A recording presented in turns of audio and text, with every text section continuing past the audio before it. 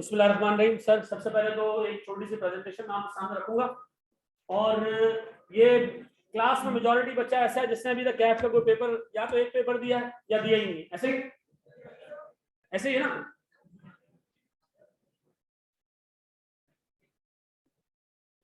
बिल्कुल खामोश, बिल्कुल चुप। एक भी बच्चा क्लास में बात करेगा मैं नहीं पढ़ा पाऊंगा। बिल्कुल चुप हो जाओ बेटा। वो ना हमारा चश्मे वाला भाई है ना, थोड़ी सी मेरी नजर भी तेज है और कान भी तेज। चुप हो जाओ बेटा, ठीक है जी। यहाँ देख लें दोस्त, देखिए सबसे पहले तो इस सब्जेक्ट में मेरा जो पिछला लास्ट वाला एक्सपीरियंस है, ये मेरे पिछले तकरीबन 14 साल की टीचिंग एक तरफ और लास्ट बैच का एक्सपीरियंस एक तरफ है। ठीक है, मैं ये समझता हूँ कि मैं लास्ट बैच में आप लोगों से सीखा है बहुत कुछ। ठीक है जी, हाँ मैं सीखा है कि एक छोटे बच्चे को कॉस्टिंग कैसे पढ़ाते। मैं आपको वाकई फैक्ट बता रहा हूँ, हंसने वाली बात बिल्कुल भी नहीं। मतलब मैं जब बच्चे को कॉस्टिंग पढ़ाता था वो कैफ 8 में आता था मेरे पास। कैफ 8 का मतलब ये कि वो FR2 भी पढ़कर आ रहा है, FR1 भी पढ़कर आ रहा है, वो इकोनॉमिक्स भी पढ़कर आ रहा है, वो सब कुछ पढ़कर आ रहा है। लास्ट टाइम मेरा ऐसा एक्सपीरियंस रहा बच्चों के साथ कि वो पहली दफा बच्चा आया, फर्स्ट टाइम, उसने भी एफसी पास किया, ना उसने अकाउंटिंग पढ़ी है, ना उसने बेसिक अकाउंटिंग पढ़ी है, और आगे वो बैठ के मुझे कॉस्टिंग पढ़ा दें। ठीक है जी। तो मुझे शुरू में बहुत मतलब कोफ्त हुई, इन द सेंस ये कि मैं एक चीज पढ़ा दूं, बच्चा का रिपीट रिपीट। मेरी नेचर में ऐसा है कि मैं मतलब गुस्से में जल्दी नहीं आता, लेकिन मैं डांटता हूँ लोगों को, क्या क्या फजूल काम कर रहे हो, देख नहीं रहे हो क्या? ये 2 दिन बाद मुझे अंदाजा हुआ नहीं यार, बच्चा छोटा। मैं अपने कोर्स के टाइम को डबल किया और फिर आराम आराम से उनको लेके चला। ठीक है, एंड तक मैं बहुत सुकून, तसल्ली, तमीज से लेके चला। और मैंने आईकैप का शुक्रिया अदा किया कि जो कोर्स पहले होता था कॉस्टिंग का, वो आधा कर दिया, टाइम हमारा उतना ही लगा, कोर्स आधा हो गया लेकिन सही किया। उनको भी पता था कि यहाँ पर अच्छा। फिर आया पेपर जी, इमेज नजर आ रही होगी बेटा, कोई टेंशन नहीं। अच्छा जी, उसके बाद आया पेपर। आप यकीन करोगे, पेपर जब खत्म हुआ तो पेपर हाथ में आया, मैंने पहला क्वेश्चन देखा, दूसरा, तीसरा, फिर मैंने ऊपर देखा आईकैप का ही है। यकीन करो हिस्ट्री का आसान तरीन पेपर था लास्ट। मैं ये समझता हूं कि अगर वो पेपर उस वक्त आता जब कैफ 8 था ये, तो शायद 90% लोग क्रॉस हो जाते। अभी भी कोई मेरे हिसाब से 50% के करीब रिजल्ट बनेगा, आधे लोग पास होंगे। अच्छा, ये जब हो गया तो बड़ा खुश, मैंने कहा यार बेहतरीन। उसके बाद थोड़े टाइम बाद आईकैप में एक मीटिंग थी एजुकेशन कमेटी की, मैं मीटिंग अटेंड करने गया, तो मेरे बिल्कुल बराबर में डायरेक्टर एग्जामिनेशन बैठे थे। मैंने उनका अल्लाह का शुक्र है यार, आप लोगों ने माशाल्लाह इतना जबरदस्त पेपर बनाया, आपने ये फैक्ट जहन में रखा कि ये कैफ 8 नहीं है बल्कि कैफ 3 है। थैंक यू वेरी मच आईकैप, आपने इस चीज का लिहाज रखा। तो मेरे बराबर में एक और कॉलेज ओनर बैठे थे, उन्होंने कहा क्या बकवास पेपर पूछा। ना ना ना ना यार, क्लास का नाम किसी का नाम नहीं, एक उसूल रहेगा, तमाम लोग जो बाहर पढ़ा रहे हैं साथ हैं। ठीक है, हमारी क्लास में कभी किसी का नाम नहीं लिया जाएगा। ठीक है जी, मैं नाम लूंगा पॉजिटिव चीजों में, ठीक है, कोई नाम नहीं लेगा। ठीक है, ये मेरी इल्तिजा है यार। उस्ताद की इज्जत करने वाला बानसीब होता है और जो इज्जत नहीं करता वो बदनसीब होता है। ठीक है जी, तो अपने लिए वैसे ही खड्डे नहीं खोदो और बहुत सारे लोगों की बदवाएं, ठीक, हाँ हाँ है, उस्ताद की पीछे लग जाएगी। ठीक है जी, छोड़ दो। तो वो उनको यार बहुत मुश्किल पेपर पूछा है, तो मुझे ये फील हुआ कि यार हमने शायद अपने बच्चों को हद से ज्यादा मुश्किल चीजें करा दी थी। बच्चे रो पड़े थे एंड में। तो कोई बच्चा तुम्हारा दोस्त यार, तो उससे पूछो कि जो हमने क्लास में चीजें कवर की थी as compare to that paper आसान इसलिए लगा कि मैंने आपको सीए फाइनल के सवाल करा। मैं अपनी स्ट्रेटजी चेंज नहीं करूंगा। 2 अप्रोचेज हैं, या तो हम उतना ही पढ़े जितना कि हमारा कोर्स 4 है, या हम पढ़े थोड़ा सा ज्यादा मुश्किल। उससे फायदा क्या होगा? उससे फायदा ये होगा कि एक घर में 2 बिल्लियां, एक बड़ी बिल्ली थी एक छोटी बिल्ली थी। तो एक कमरे से दूसरे कमरे में आने में दरवाजा खुलना बंद होना, तो बंदे ने दीवार में सुराख कर दिया, बड़ा सुराख किया ताकि दोनों बिल्लियां उसमें से गुजर जाए। ठीक है जी, तो हम बड़ा सुराख कर रहे हैं सर ताकि आई की छोटी बिल्ली आए, तो मैं दीवार की बात कर रहा हूँ। ठीक है जी, मुश्किल ना हो। मैं ज्यादा पढ़ाऊंगा, थोड़ा मतलब आपको बर्दाश्त करना पड़ेगा चीजों को, ठीक है जी। आप यकीन करें, छोटे बच्चे को पढ़ाने का सबसे बड़ा मसला ये है उसको ना बाउंड्रीज ही नहीं पता होती, क्या बात कहाँ सोच रहा है, ठीक है जी। हंसने लग गया, क्या याद आ गया भाई तुझे? अरे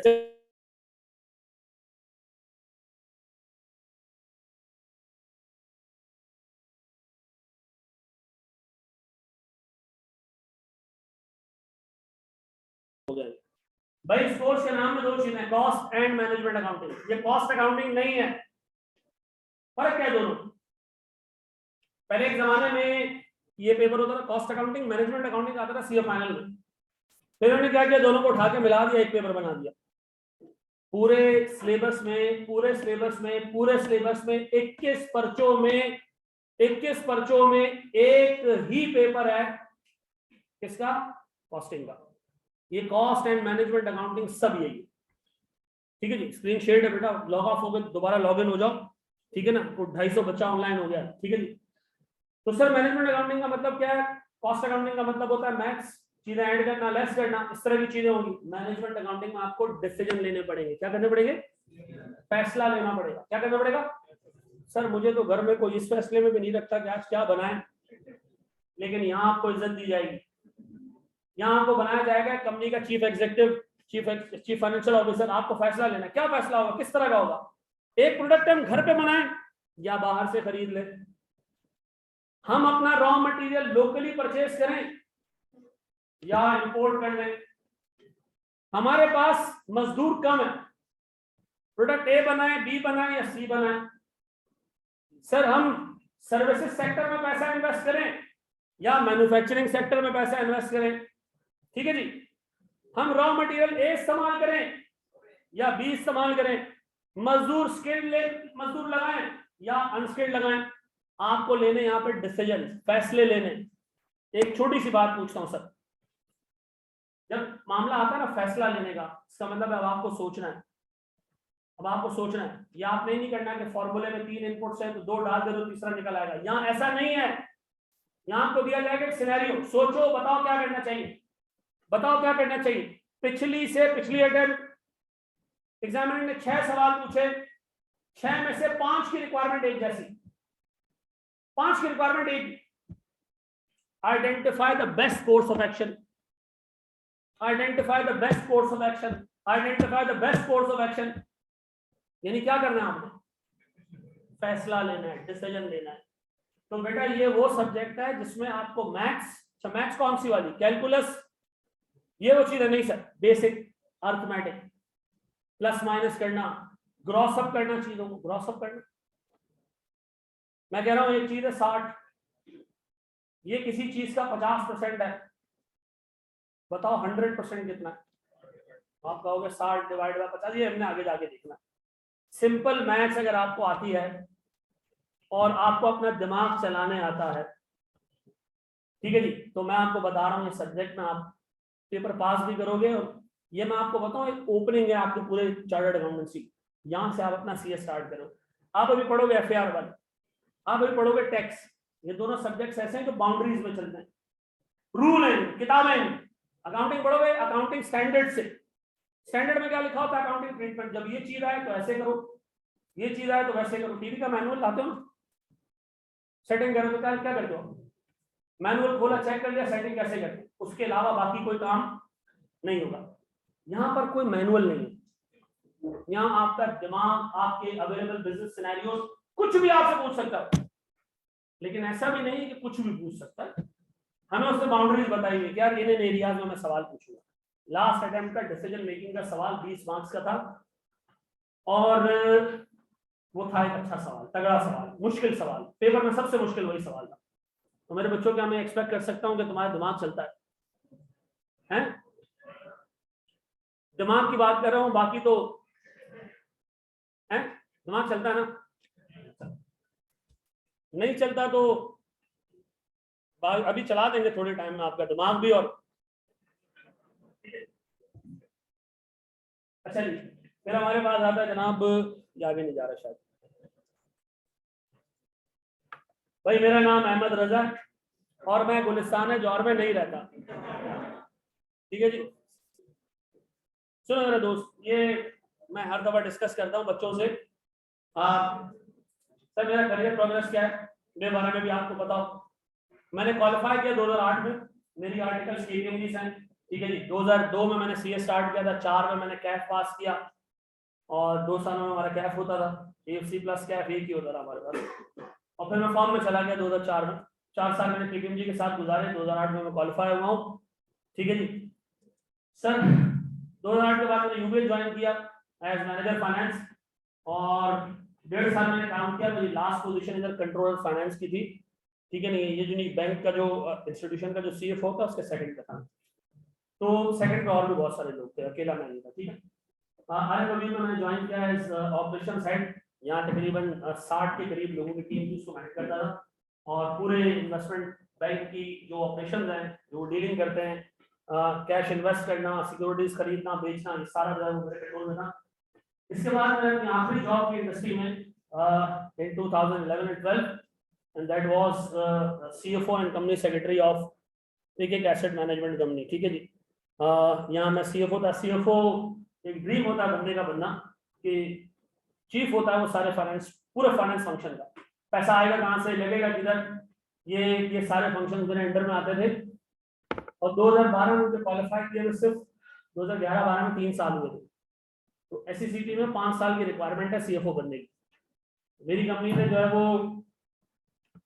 किसी और बेसिस पे मुझे सीएफओ बनवाया था। ठीक है जी। वो बेसिस ये थी कि मेरे पास क्वालिफिकेशंस काफी ज्यादा थी। ठीक है, मैं थोड़ा ज्यादा पढ़ लिया था। ठीक है जी। तो एससीसीपी ने मेरे एक्सपीरियंस को, जो आर्टिकल्स का एक्सपीरियंस था, वो भी एक्सेप्ट कर लिया और मुझे अलाउ कर दिया कि आप सीएफओ रह सकते हैं। नहीं तो मैं तो दिमाग बना लिया था कि अभी नोटिफिकेशन आएगा कि जी आप थल्ले और चाचा को ऊपर आ रहा है आपके। तो मेरी एजुकेशन तो सर मैं एक सीए किया हुआ, एक छोटी सी क्वालिफिकेशन है, सिमा से मैं वाबस्ता रहा हूँ। एक और क्वालिफिकेशन है सीएफए। ठीक है जी, नाम सुना इसका? अच्छा, फिर दिल नहीं भरा तो हमने एक और क्वालिफिकेशन है फाइनेंशियल रिस्क मैनेजमेंट की, जो global association of risk professionals, ये यूएसए की क्वालिफिकेशन है। रिस्क देख के इन्वेस्टमेंट करना। तो मेरी ये सारी जो क्वालिफिकेशन है ये बैंकिंग और इन्वेस्टमेंट और इस तरह की चीजों। ठीक है जी। तो ये सब कुछ करने के बाद मैं जब सीएफओ बना होता तो मैं सोचता था यार चलो यार मेरी सीए की क्वालिफिकेशन काम आ रही है, इसकी क्या, ये तो कभी काम नहीं है यार, तो मैंने टाइम जाया किया है, इतना पैसा भी लगा दिया। 1 लाख रुपए का एक पेपर है, आज शायद 2 लाख का हो गया। ठीक है जी। तो मैं इतने लंबे पैसे कमाए यार, खर्च कर दिए। इसका एक लेवल तकरीबन 2-2.25 लाख का, और मैंने एक गो में एक दिन में 2 लेवल इसके पास। ठीक है। तो मैंने कहा यार इतने पैसे लग गए, इतना खून जल गया, जिंदगी हराम हो गई, इसका फायदा तो कुछ नहीं हुआ। खाली सीए भी क्या होता तो भी मैं सीएफओ बन जाता है, ऐसा है कि नहीं? फिर अल्लाह ताला ने कहा नहीं, ये मैंने आपको जो इतने चक्कर दिया ना, इतनी जो आपकी जिल्लत हुई है, इसलिए कि आपको किसी रोल के लिए तैयार किया जा रहा है। और वो रोल ये था कि जब मैं 2015-16 में बीएफडी पढ़ाना शुरू किया तो यही मेरे काम आया, सीएफए दा। और मैंने जब कॉस्टिंग पढ़ाना शुरू किया तो ये कॉस्टिंग की क्वालिफिकेशन से मैं, ये मेरे काम आई। ठीक है ना। और इन तीनों ने मुझे पैसा कमा के दिया, इसने मुझे स्टार्ट दिया। ठीक है जी, इसने स्टार्ट दिया। और इन 3 क्वालिफिकेशन में सिमा, सीएफओ और गार्ड ने मुझे बोरी भर भर के दुआएं दी है। ठीक है जी। तो पैसा दिया और क्या किया। ठीक है जी। तो ये क्वालिफिकेशन है, लेकिन अगेन मैं आज जो पढ़ा रहा हूँ वो इन्हीं के बेसिस पे पढ़ा रहा हूँ। अदरवाइज एक चार्टर्ड अकाउंटेंट की आमतौर पे मैनेजमेंट अकाउंटिंग और बिजनेस फाइनेंस में इतनी नॉलेज नहीं होती। मैं चूंकि जलील हुआ हूँ तो उस दलालत का आपको फायदा हो रहा है, मुझे भी फायदा हो रहा है। ठीक है जी। पूरा बोर्ड नजर नहीं आ रहा, खैर कोई टेंशन नहीं है। अच्छा जी, पेपर के बारे में क्या फैक्ट है जी? एक ही पेपर है इंटायर सिलेबस में कॉस्टिंग का। ठीक है जी। One of the most difficult papers ये था। लास्ट अटेम्प्ट में हमारी परसेप्शन चेंज हो गई, लेकिन मे बी लास्ट अटेम्प्ट ऐसी हो जो आई कैन मैसेज लेगा आज और हैं। और अभी आपको मैं ये सोच के चलूंगा कि पुराना पेपर ही, ताकि मैं आपको तैयारी उस हिसाब से कराऊं, पेपर आसान आ जाए। ये हमारे लिए खुशगवार होगा, क्या कहते हैं इसको, मतलब एक ऐसा मौका होगा कि यार ठीक है चलो भाई मुश्किल की तैयारी की आसान आ जाए, सरप्राइज है, खुशगवार सरप्राइज है। ये बहुत मसले वाली बात होगी कि हम तैयार करें पेपर को उस हिसाब से जो अभी आया, और वहां जाओ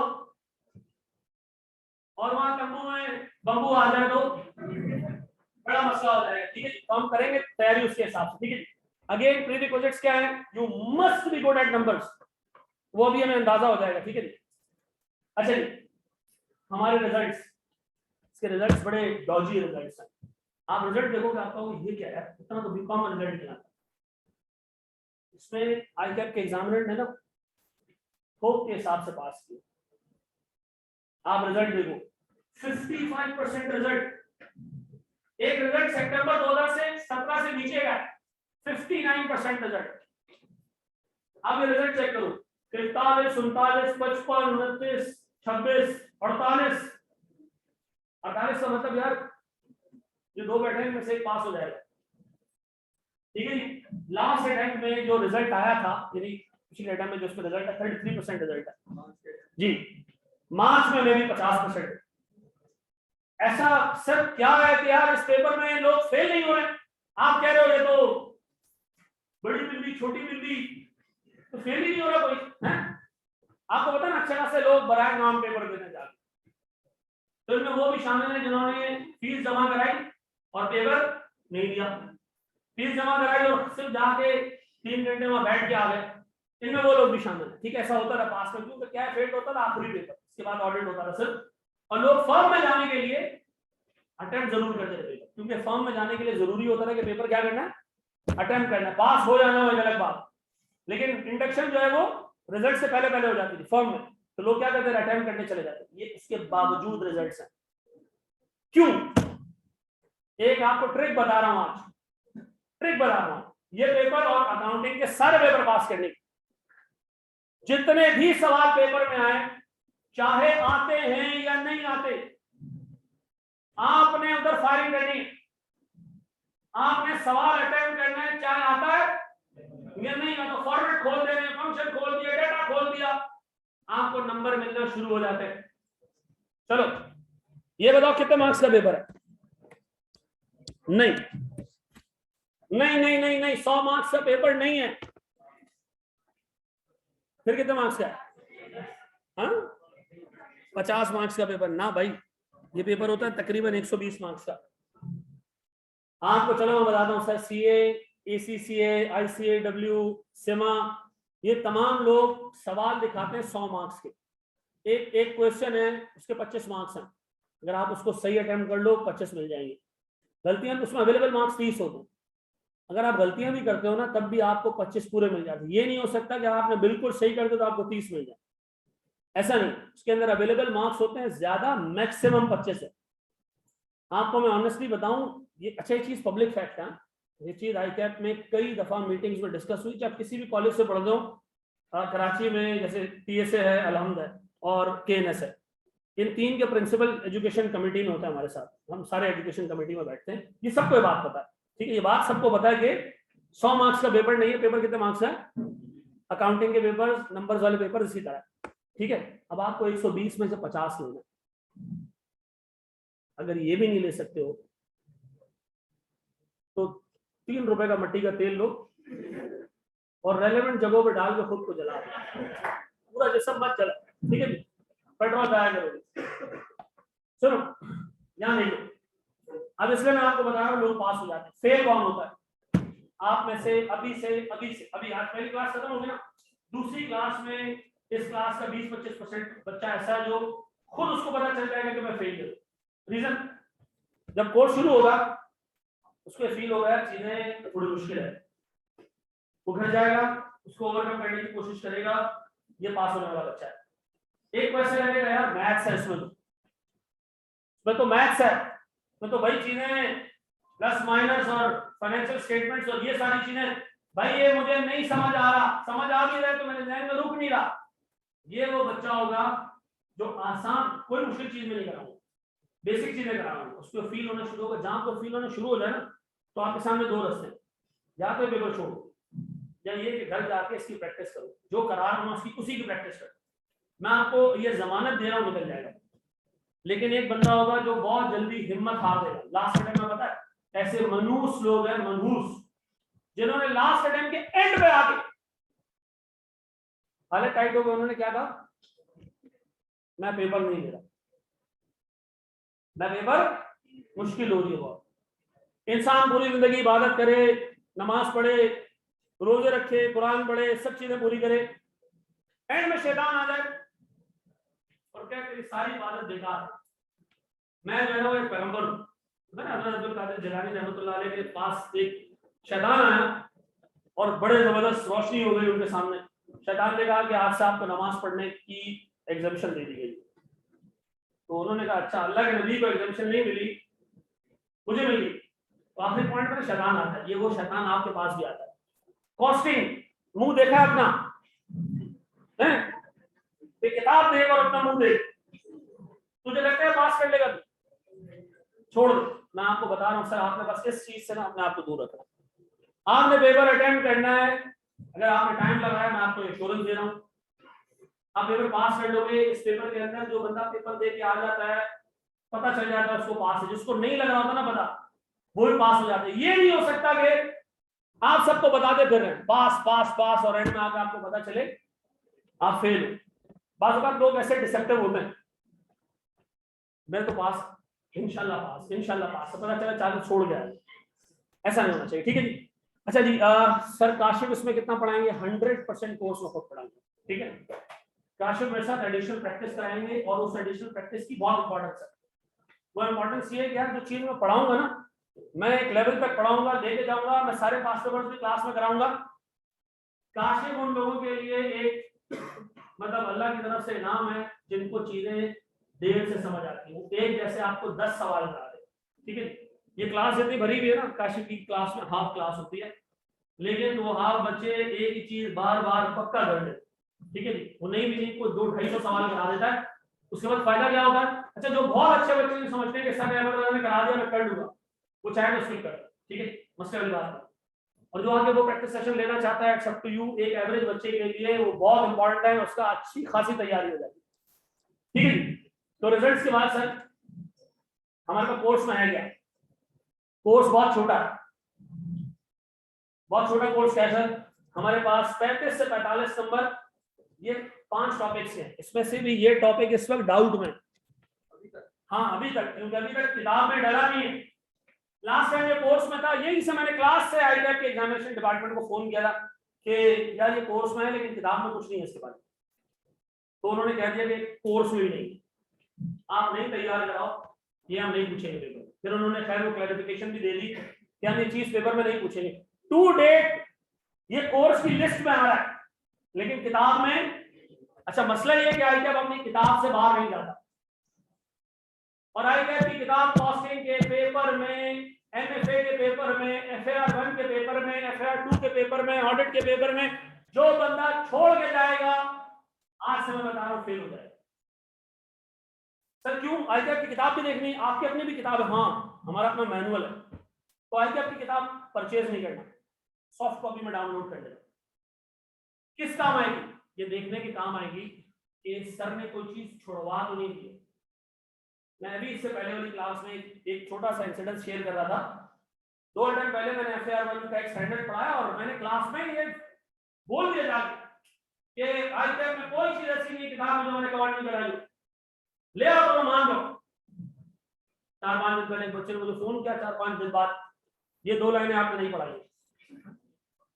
मुझे ऐसा फील हुआ यार ये क्या बात हो गई यार, क्यों नहीं कराई, खुला आगे ही पढ़ाई थी। मैं सो इंसान, उन 2 लाइनों में मैंने एक छोटी सी इलस्ट्रेशन बनाई, अगली क्लास में करा दी। 8 नंबर की वो इलस्ट्रेशन छप के आ गई थी। वो नहीं कराई होती, यकीन करो उस बच्चे का बाद में गालियां देना जायज होता कि नहीं करा, ठीक है जी। तो मैं आपसे रिक्वेस्ट करूंगा, ये काम में मेरे बहुत तेज है, ठीक है, मैं रिक्वेस्ट करूंगा कि जो चीज आप किताब में देखो वो टीचर ने नहीं कराई है, देन एंड देयर आप उसको बताओ। टीचर को बहुत बुरा नहीं लगे क्या तो मुझे सिखा दिया, आपको सिखा नहीं दिया, बता दो, ठीक है जी, क्या आपने मिस कर दिया। और टीचर मैं आपको इतना ओपन आपको मिलूंगा कि मैं चीज बोलूंगा आया नहीं कराई करा दूंगा, तो कोई चीज हमने किताब से छोड़नी सर वो किताब में कुछ चीजें ऐसी होती है जो फजूल होती है, ये बात बोलने वाला खुद फजूल है। ठीक है जी, ये मैं आपको इतनी हाई कट की किताब की इंपॉर्टेंस बता के आगे जा रहा हूँ। ठीक है, अच्छा जी सर, अभी आप लिख रहे हैं अपने पास ये 5 टॉपिक्स के मार्क्स कितने, ये अपने पास आप लिखते जा रहे हैं मेरे बच्चों। इसके मार्क्स हैं 35 से 45। ठीक है जी, ये लिखते जा रहे हो।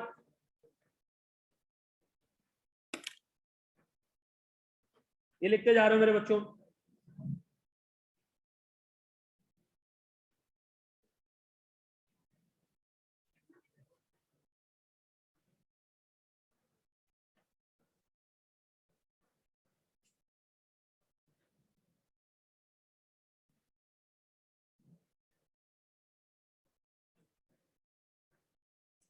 मेरे बच्चों बातें नहीं, बातें नहीं, बातें नहीं, बातें नहीं। सर ये 5 टॉपिक्स हैं, इसमें से मैं आपको बता रहा हूँ ना, टू डेट आज जब हम खड़े हैं तो ये भी कोर्स में नहीं है, लेकिन मुझे ये लगता है कि एक आध हफ्ते में आएगा इसके ऊपर एक क्लैरिफिकेशन इशू कर देगा कि ये कोर्स का पार्ट है। ठीक है जी।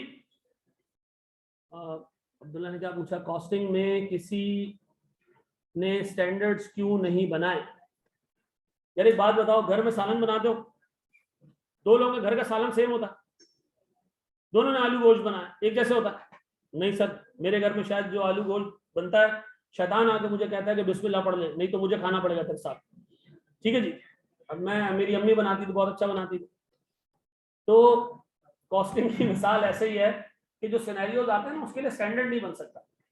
1 करोड़ सिनेरियोज, अकाउंटिंग के सिनेरियोज लिमिटेड है, उस पर स्टैंडर्ड बन सकता है। ठीक है जी। बैंक से लोन पे जो सूद आ रहा है उसकी अकाउंटिंग क्या करनी है, चाहे हबीब बैंक से हो चाहे एमसीबी से हो, वो सूद ही है, उसकी अकाउंटिंग करना आसान है। ठीक है जी। तो यहाँ सोचना पड़ता है, इसलिए इसके स्टैंडर्ड्स नहीं है। ABC is in course now, as ABC was in course previously, but हमारी किताब में कुछ नहीं था। नंबर 5 क्या है, मार्जिनल एंड एब्जॉर्प्शन कॉस्टिंग। ये है क्या, एक एक करके तो पढ़ते जाएंगे ना। कॉस्ट में जो एडिशन हुई है, एडिशन कुछ नहीं हुई, पिछला कोर्स सेम है, ये कोर्स में था, लास्ट टाइम टेस्ट नहीं हुआ था, हमने पढ़ाया भी नहीं था क्योंकि किताब में नहीं था। अभी ये शायद सप्लीमेंट किताब में आ जाए, ये कोर्स का पार्ट बन जाएगा। आ गया किताब में, सप्लीमेंट में डल गया ये। चलो ये मेरे लिए न्यूज है, फिर होगा। मैथ के सवाल करवाते हैं ऑब्वियसली, उसके बगैर गुजारा ही नहीं है बेटा।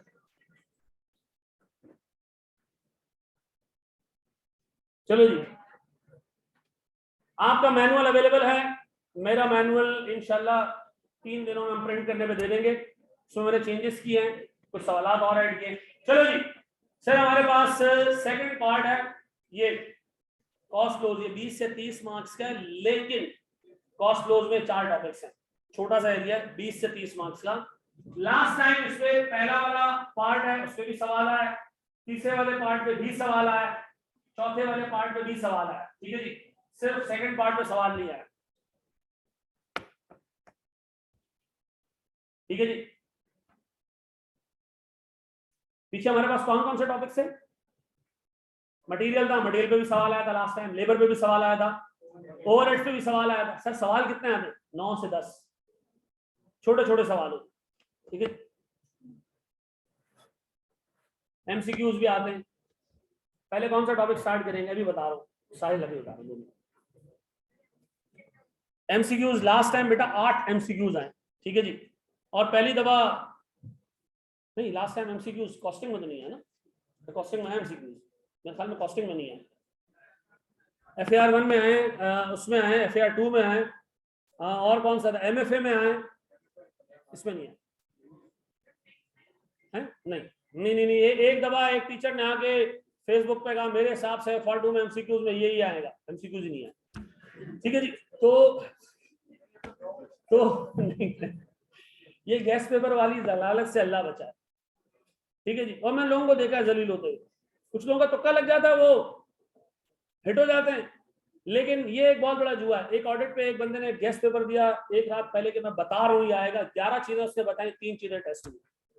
तो अल्लाह के वास्ते कोर्स पूरा करके जाना है। ठीक है जी, ये सिम्पसन्स का कार्टून नहीं है कि आपको पहले से 2 साल पहले पता होगा कि आगे क्या होने वाला। ठीक है,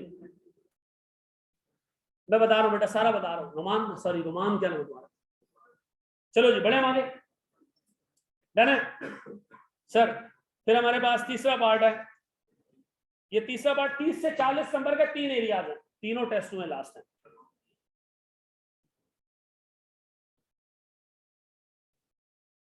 last time break even test हुआ है 15 मार्क्स का, डिसीजन मेकिंग टेस्ट हुआ है 20 नंबर का, और ईओक्यू या मटेरियल वो भी टेस्ट हुआ है।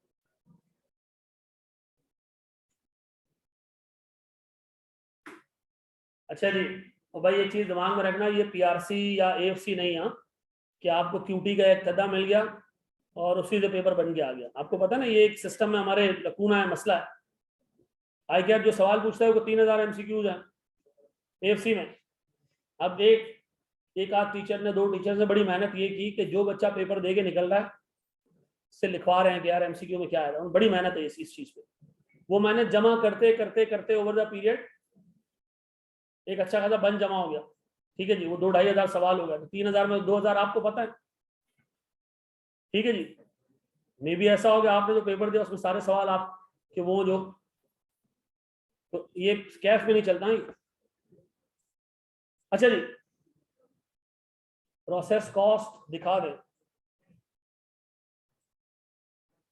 बता रहा हूं बेटा, रुक जाओ। अच्छा जी, डन है जी। टोटल टॉपिक कितने हो गए हमारे? ना 3 नहीं यार,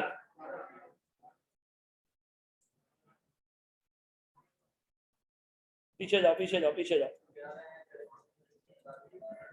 यहां देख लो दोस्त, जल्दी जा भाई।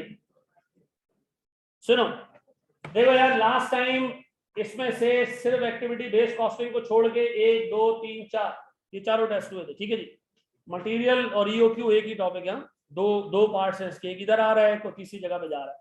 इसका मतलब ये सब टेस्ट हुआ। फिर सर इसमें क्या टेस्ट हुआ? सर इसके अंदर ज्वाइंट एंड बाय प्रोडक्ट्स को छोड़ के बाकी सब टेस्ट हो गया। सर इसके अंदर क्या टेस्ट हुआ? सभी टेस्ट हो गया। इस दफा के लिए इंपॉर्टेंट क्या है? Joint and by products. ऐसा मैं बोल सकता हूं जो लास्ट टाइम नहीं आया वो दफा जरूर आएगा। भाई इसका कोर्स है छोटा, 11-12 टॉपिक है और 9 टेस्ट होते हैं, 10 टेस्ट होते हैं, तो ये हो नहीं सकता कि एक टॉपिक एग्जामिनर क्या करे, छोड़ दे। ये मैं आज से आपको बता दूं कि अगर कोई बंदा उस पे गया कि भाई फलां बंदे ने कहा है कि इस दफा ये 6 टॉपिक आएंगे, तो फिर आपने अपनी जो है ना वो कबर खुद खोद दी है। इंपॉर्टेंट क्या है इसके अंदर? 12 टॉपिक, ये 11-12 टॉपिक ये क्या है? ये सब इंपॉर्टेंट है। इसके अलावा अगर आपको कुछ करना है तो मैं आपको कहूंगा कि ना करो, यही करना। ठीक है जी, यही इंपॉर्टेंट है। ठीक है जी। अच्छा जी, ये फिर बेकार बात है कि लोग इसमें क्यों फेल होते हैं। हर एक बंदे का अपना जाविया है, अपना तरीका है पढ़ने का, अपने हालात हैं। आप एक की चीज दूसरे पे प्रोजेक्ट नहीं कर सकते।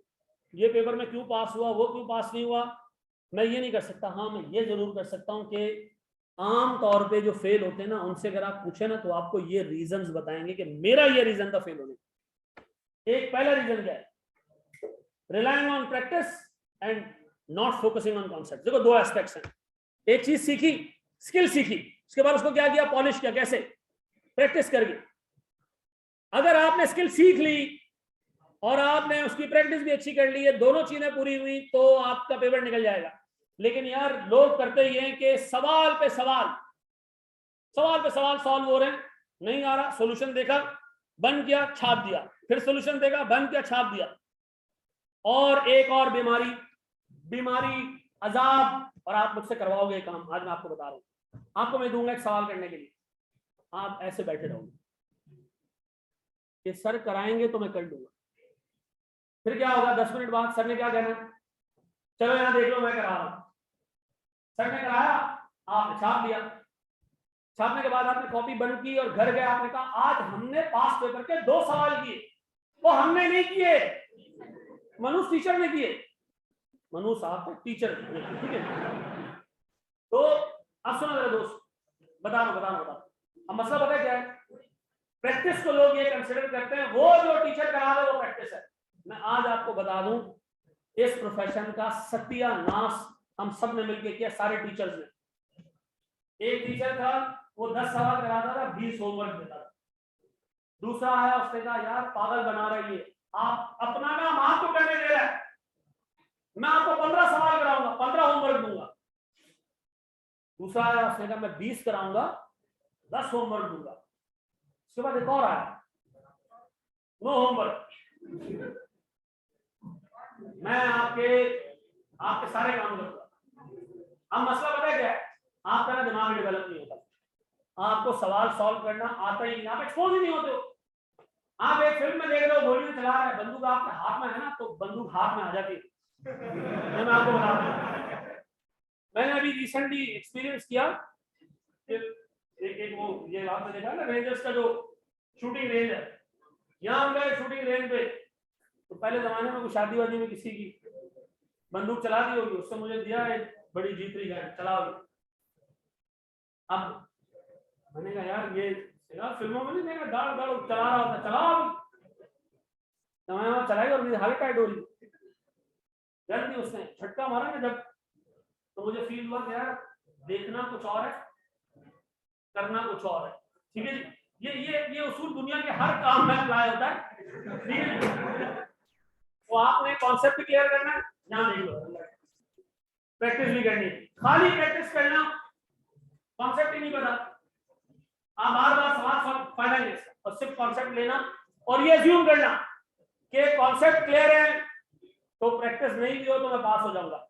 सुनो, मैं सीएफए के पेपर दे रहा हूं, सीएफए में एमसीक्यूज आते हैं, ठीक है, 6 घंटे का पेपर होता है, क्या आता है उसमें, 3 घंटे का पेपर, 2 घंटे का गैप, फिर 3 घंटे का पेपर, एमसीक्यूज आता है। तो 6 घंटे में आपको 120, 120, 240 एमसीक्यूज सॉल्व करना पड़ता है, तो 240 एमसीक्यूज का पेपर है। ठीक है, अब मैं तैयारी कर रहा था लेवल 1 की, तो मैं दोस्त की तैयारी कर रहा था, साथ में दोनों क्वालिफाई कर चुके थे, सीए कर चुके थे। तो मुजम्मिल नाम था उसको मैंने पेपर वाले दिन फोन किया, मैंने कहा यार एक बात बताओ, बता रहा हूँ बेटा, अब्दुल्ला बता रहा हूँ, मैंने उसको एक बात बताओ, कितने सवाल तुमने प्रैक्टिस किए? उसने कहा 4000। कितने? उसने कहा तूने कितने किए? मैंने कहा 80। कितने? मैं दिमाग बना चुका था कि कुछ नहीं होना आज पेपर में, मैंने फेल ही होना है। क्यों इतनी लापरवाही क्यों? क्योंकि मेरे पैसे कंपनी ने दिए। किसने दिए थे? कंपनी ने कहा आप करना चाहते हैं सीए का, हम आपको फाइनेंस कर देंगे। मैंने कहा ठीक है, हमारे कौन से बात के पैसे लगे? ठीक है जी। मैंने कहा फिर बार बार मैं उससे पूछ रहा था, फेल हो जाओ तो लोगे तो नहीं? उन्होंने कहा नहीं नहीं भाई आप कर लो, आपका एक बजट होता है साल का ट्रेनिंग एजुकेशन का, आप कंज्यूम कर लो। तो मैं पेपर में गया, तुक्के हमारे एमसीक्यू बेस्ड पेपर का, मैं पास हो गया। ठीक है जी। मैं आज आपको बताऊं, एक बिल्कुल एक शूटिंग थी जो मैंने वहां जाके चक्के मारे थे ना, पेपर से बाहर आने के बाद मुझे पता चला कि सीएफए के बोर्ड पे गवर्नर्स होते हैं, डायरेक्टर्स नहीं होते, और मैं अंदर डायरेक्टर पे टिक करके आ गया।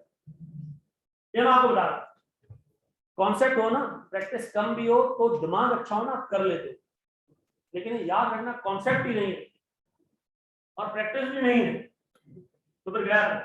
दूसरी चीज, अब मुझे एक बात बताओ, आपने कोर्स में 12 एरिया दे, सबसे कम एरिया और सबसे ज्यादा मार्क्स पहले वाले में, 4 टॉपिक्स 45 नंबर, और आखिरी वाले 40 नंबर 3 टॉपिक्स। तो एक बंदा जो दिमाग से सोचता है, मुंह से रोटी खाता है, वो अगर खुद तैयारी करने बैठेगा तो ज्यादा टाइम किस पे लगाएगा?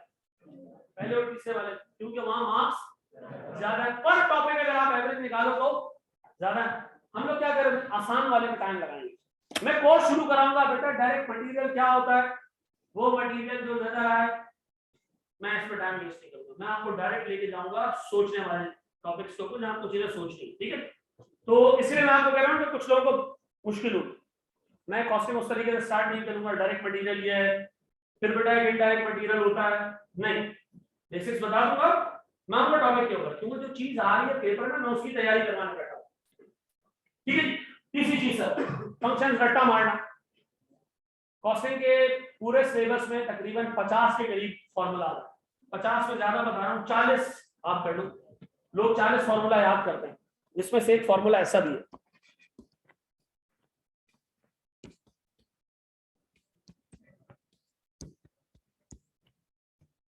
ऐसा भी एक फॉर्मूला जो मैं आपको समझाऊंगा, बता दूंगा, याद करने की जरूरत नहीं पड़ेगी, रट्टा नहीं मारना, पास पेपर्स करके चले जाओ, पास हो जाओगे। हम पास पेपर जिस नियत से करना कि मेरी प्रैक्टिस हो रही है, ये दुनिया का सबसे फजूल इंसान वो होता है जो पास पेपर्स की सोच के प्रैक्टिस करता है कि इसी में से वापस एक आएगा। ठीक है जी, ये कोई बॉन्ड की के नंबर नहीं है। ठीक है जी, मैं फिर आपको बता दूं, या खुद सोचो ना, एक बंदे को एग्जामिनर बनाया हुआ है, आज तक एक पेपर बनाने के ऑलमोस्ट 3 लोगों को हायर करता है, एक पेपर बनाने के ऑलमोस्ट कोई 2 से 2.5 मिलियन रुपए पे करता है, और उस पेपर में जो एग्जामिनर है वो फजूल काम ये करे कि पिछले अटेम्प्ट से एक सवाल उठाए वो पेपर में डाल देते, तो खुद कर लेंगे ना। तो क्या पास पेपर से उठ के चीजें आ सकती है? नहीं, लेकिन पास पेपर करने से आपको ये पता चल जाता है कि आईटीएफ का लेवल क्या और मैं कहां खड़ा हूं। प्रैक्टिस आपने पास पेपर दबा के करनी, लेकिन ये सोच के नहीं करने कि बस पास पेपर हो गए, आप तो किसी का बाप तो मुझे फेल नहीं कर सकता, ये मसला है। ठीक है जी। अब जी सर हमारी किताब होगी अपनी, ठीक है जी, अपना मैनुअल है हमारा सीएमए का, ठीक है जी। और सर फिर हमारे पास ये एक बात है कि मैं भी मेहनत करूंगा, आप भी मेहनत करोगे, इंशाल्लाह हम सक्सेसफुल होकर ऐसे उड़ जाएंगे। ठीक है जी। चलो जी, चलो जी, हम अल्लाह का नाम लेके अपना पहला टॉपिक स्टार्ट करते हैं। और मैं सिर्फ 1 मिनट की एक अश्योरेंस आप ऑडिट पढ़ोगे ना, ऑडिट में एक चीज होती है अश्योरेंस, यानी शेयर होल्डर्स को आप अश्योरेंस देते हो, एतमाद देते हो। मैं आपको एक अश्योरेंस दे रहा हूं, एक गारंटी दे रहा हूं, आपका पेपर नहीं रुकेगा अगर आप सिंपल 2 काम करोगे, कोई चैलेंजिंग काम नहीं। जितनी क्लासेस है ना वो सारी अटेंड करनी। मैं आपसे हर चीज ये नहीं कह रहा कि फिजिकल क्लासेस अटेंड करनी, फिजिकल नहीं अटेंड कर सकते, ऑनलाइन नहीं अटेंड कर सकते, रिकॉर्डेड ले लेना, लेकिन क्लासेस ले आप 1.5 की स्पीड पे लेते हो, 1.5 की स्पीड पे लेते हो। एक बच्चा हमारी पूरी क्लासेस 1.5 की स्पीड पे लेता रहा, एक फिजिकल आ गया, कहता सर थोड़ा तेजी से बोले ना। तो ऐसे होते हैं लोग, उनको तो स्लो मजा ही नहीं आ रहा। ठीक है जी, ये मैं आपको बताऊं सर। दूसरा काम, जितना टाइम तुम क्लास में इन्वेस्ट करोगे ना, ये तुम्हारी इन्वेस्टमेंट है, आपने उतना ही टाइम घर जाके भी इन्वेस्ट करना। देखो मैं आपको ना घर के लिए दूंगा सवाल, एक छोटा सा मैंने सवाल दे दिया, रोज एक सवाल ग्रुप पे अपलोड करूंगा, और उस सवाल के साथ साथ गौर से देखना, मैं आपके सामने एक चीज रख रहा हूं, उस सवाल के साथ साथ ना इस तरह की एक वीडियो भी अपलोड हो जाएगी, देख रहे हो, इस तरह की एक वीडियो भी अपलोड हो जाएगी। ठीक है, ये सॉल्यूशन होगा होमवर्क के क्वेश्चन का। सर लेकिन मैं तो इतना ढीला हूं, क्या होमवर्क देंगे घर जाके मैं क्यों काम करूं? फिर आपको अगले दिन आके क्लास में डिस्कस भी करेंगे, मुश्किल सवालों को मैं करा भी दूंगा, नहीं करा पाया ये तुम्हें काशिफ करा देगा। ठीक है जी, लेकिन जो सवाल है वो हमारी जिम्मेदारी क्लास में करवाने की। लेकिन इसके बावजूद अगर आप नहीं पढ़ो, इस बीमारी का कोई इलाज नहीं है, इस बीमारी का कोई इलाज नहीं है। मेरी आपसे इल्तिजा है यार, सिर्फ आपने टाइम देना है, बाकी आगे सारा काम मेरा है। लेकिन मैं फिर आपको बता दूं कि अगर मैं आपको 400 सवाल करा दूं, इधर मेरे मैनुअल में कुछ 400 सवाल हो, सारे करा दूं, लाइव करा दूं, और आपने उसमें से सवाल खुद नहीं अटेम्प्ट किए तो फायदा नहीं। मैं सवाल अटेम्प्ट करने का मतलब पता है क्या है, एक नया सवाल हो जो आपने नहीं देखा हो, जो आपके टीचर ने नहीं कराया, और आप वो सवाल उठाओ और आप वो सवाल कर जाओ, तो जान लेना कि तुम्हें तुम्हारे टीचर ने सही पढ़ा है और तुमने सही पढ़ा है।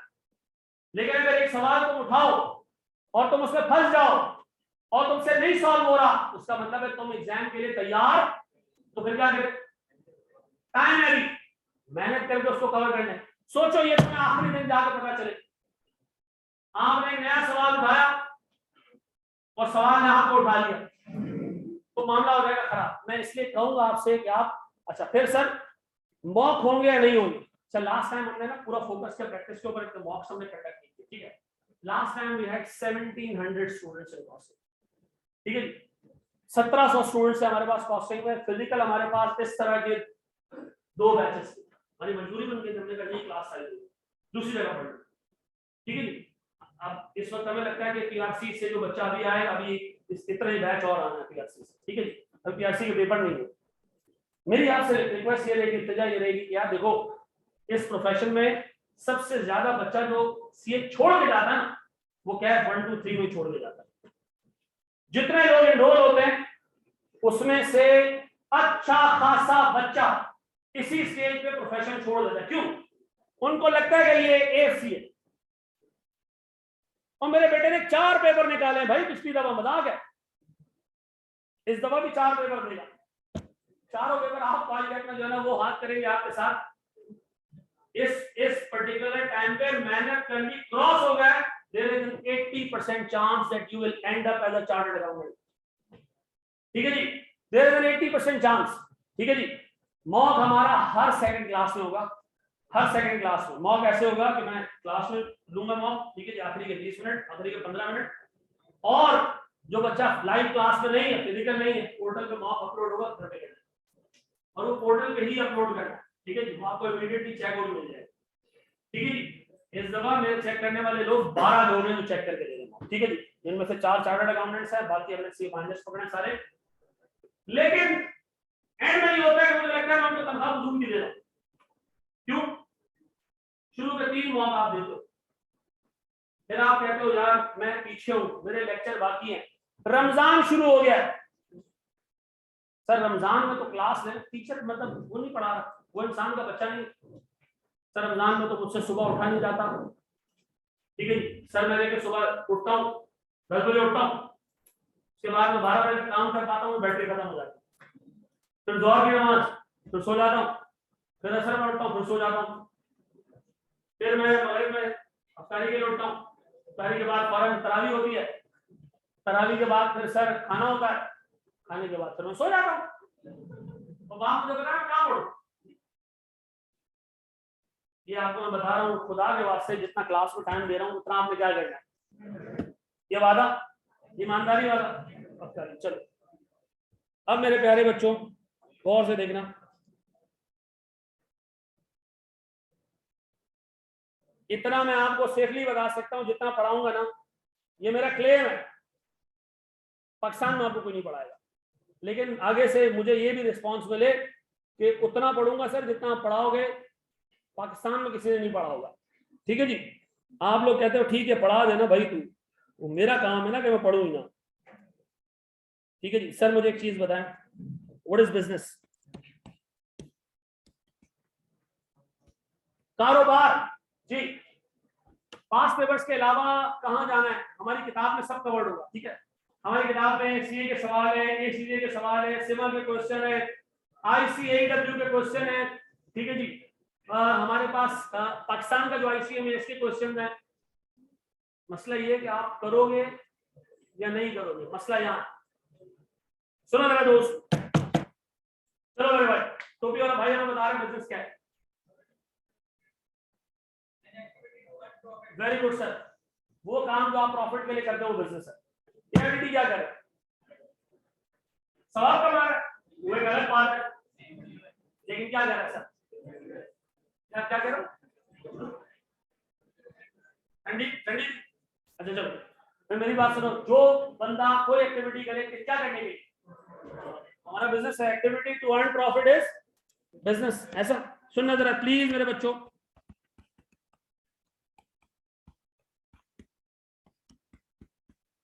प्यारे बच्चों प्लीज फोकस, प्लीज फोकस। 2 किस्म के बिजनेस है सर हमारे पूरे कॉस्टिंग के सेटअप। ठीक है जी, गौर से सुनना,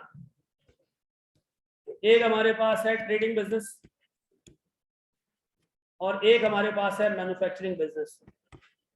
यार पता, मैं अभी भी पिछली क्लास में बोल रहा था, मेरे 2 वाइफ्स हैं, दोनों लिफ्ट नहीं कराती है। मैं जब यहाँ क्लास में आता हूँ ना, मुझे फील होता है मुझे लिफ्ट कराई जा रही है। ठीक है, लेकिन जब आप अपने आपस में बातें कर रहे होते हो ना, मुझे लगता है यहाँ भी इज्जत नहीं है, तो यहाँ मैं अपनी इज्जत डिमांड करूंगा। ठीक है, और वो इज्जत कैसे करोगे आप, जब मैं पढ़ा रहा हूँ खामोश रहूंगा। ठीक है, पक्का, ताकि मुझे फील हो गया यार दुनिया में कहीं ना कहीं इज्जत है। अच्छा जी सर, ट्रेडिंग बिजनेस क्या है जनाब? ट्रेडिंग बिजनेस क्या होता है? एक मोबाइल की दुकान का सोचो, मोबाइल लेने जाते हो, वो आपको मोबाइल बना के देता है, आप उठा के आपको बेच देता है। उसने मोबाइल कहां से लाया, खरीदा है, खरीद के आपको आगे बेच देगा। ट्रेडिंग बिजनेस वो बिजनेस है जिसमें आप एक चीज खरीदते हो विदाउट वैल्यू एडिशन, क्या करते हो, आगे बेच दो। ये क्या है जनाब? क्या ट्रेडिंग बिजनेस में आपको ऐसा कोई वर्ड सुनने को मिलेगा रॉ मटेरियल? नहीं, क्यों? और यहाँ डायरेक्ट प्रोडक्ट आ रहा है, प्रोडक्ट बिक रहा है, प्रोडक्ट आ रहा है, प्रोडक्ट बिक रहा है, सीधा सीधा ऐसा। तो इधर आपको जो कॉस्ट मिलेगी वो एक ही मिलेगी, परचेज कॉस्ट। ऐसा क्या मिलेगी? आपने एक चीज परचेज की 100 रुपए की, 120 में बेच दी। ये कौन सा बिजनेस है? Trading business. ठीक है जी, मैन्युफैक्चरिंग क्या होता है सर? आपने 3-4 रॉ मटेरियल लिए, मिक्स किए, लेबल लगाया उसके ऊपर, ठीक है जी, और एक प्रोडक्ट तैयार किया। यानी आप जो चीज बेच रहे हो, खरीदा तो आपने कुछ और था और बेच कुछ और रहे हो, ऐसा। यानी मिसाल के तौर पर कि सर मैं एक कपड़ा बनाने के ना मैंने लूम्स लगाई हुई, मैं कपड़ा बनाता हूँ, खरीदता क्या हूँ, धागा खरीदता हूँ, ठीक है जी, धागे को कन्वर्ट करता हूँ किसमें, कपड़े में। तो सर मेरा बिजनेस क्या है, मैन्युफैक्चरिंग बिजनेस। सर मैं मिसाल के तौर पे चमड़ा खरीदता हूँ, मैं उसको कन्वर्ट करता हूँ, जूते बना देता हूँ, मेरा बिजनेस क्या है। मुझे बताओ सर, हमारे कोर्स में ट्रेडिंग बिजनेस और मैन्युफैक्चरिंग बिजनेस, हमारे कोर्स का 20% पार्ट सिर्फ ट्रेडिंग बिजनेस है। कितना? बाकी हमारे कोर्स में 80% मैन्युफैक्चरिंग बिजनेस की चीजें आपने देखी। डन? बताओ मैन्युफैक्चरिंग बिजनेस ज्यादा मुश्किल है या ट्रेडिंग बिजनेस?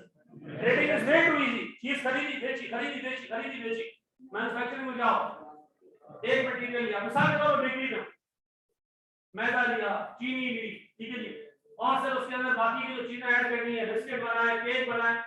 मैन्युफैक्चरिंग करने वाले के सर पे 1000 मसले होते हैं, ठीक है जी। मटेरियल लिया, लॉस हो गया, ठीक है जी, मटेरियल लिया, प्रोडक्ट बनाते हुए खराब हो गया, ठीक है जी, लेबर स्किल लेबर चाहिए, अनस्किल्ड लेबर। इधर ट्रेडिंग में कुछ भी नहीं चाहिए, क्या करना, चीज खरीदने बेचने।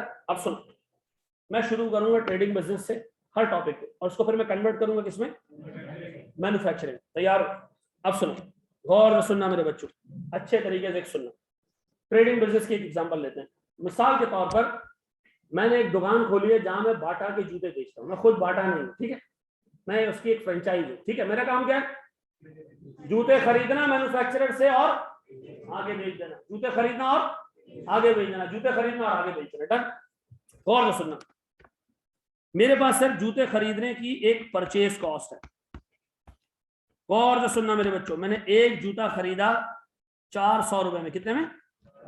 एक जूता खरीदा कितने में? 400 रुपए में। मेरे बच्चों अच्छे तरीके से फोकस करना है। सर कस्टमर आया, मैंने उसको ये जूता उठा के बेच दिया, सेल्स प्राइस 600 रुपए में। कितने में बेचा? खरीदा कितने में? बेचा कितने में? बताओ, एक जूता बेच के मैंने क्या कमाया? 200 रुपए। कितना? इस 200 को मैं क्या नाम दूंगा? नहीं सर, इसको मैं नाम दूंगा कंट्रीब्यूशन। अच्छा, ये होता क्या है मैं बता रहा हूँ।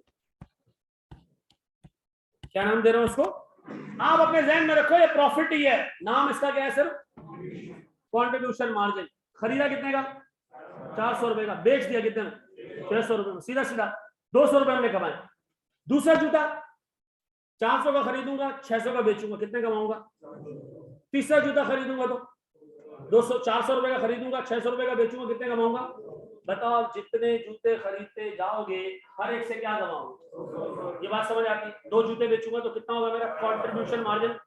400। 3 जूते खरीदूंगा और बेचूंगा तो 4 जूते खरीदूंगा तो। अब सुनो और सुनो, अब मैं जूते खरीद रहा हूँ, बेची जा रहा हूँ, खरीद रहा हूँ, बेची जा रहा हूँ। अब बताओ सर, जितने जूते बेच रहा हूँ हर जूते पे कितना बच रहा है? 200 रुपए। क्या ये जो पैसे जमा हो रहे हैं, ये जो डब्बे में पैसे जमा हो रहे हैं, जमा हुए जा रहे हैं, हुए जा रहे हैं, हुए जा रहे हैं, ये घर लेके जा सकता हूँ? नहीं, दुकान का किराया मेरा बाप ठीक है, दुकान का किराया भी दो सर। किराया हमारे पास है 60,000 रुपए का। कितने का? या 50,000 रुपए का? कितने का? 50,000 रुपए। क्या 50,000 रुपए per month? Very good sir. ये पर जूता नहीं है, परचेज प्राइस क्या है? पर जूता। एक जूता 400 का आता है, बेचते कितने का? 600 रुपए पर जूता, और 50,000 क्या है? अब मुझे एक बात बताओ सर, मैं हर जूता जो बेच रहा हूँ कितने पैसे डब्बे में डाल रहा हूँ? 200। एक जूता बेचा, 200 रुपए कमाए, अल्लाह का शुक्र है, डब्बे में डाल दिए। फिर 200 रुपए कमाए, डब्बे में डाल दिए। फिर 200 रुपए कमाए, डब्बे में डाल दिए। डब्बे में कितने पैसे जमा करने हैं? और 50,000 जब जमा हो जाएंगे तो क्या करना है?